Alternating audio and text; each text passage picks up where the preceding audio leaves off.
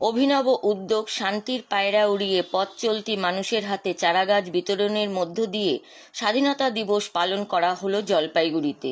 Jalpaiguri school pool car association থেকে save drive save লাইফের ওপর একটি শোভাযাত্রার আয়োজন করা হয়।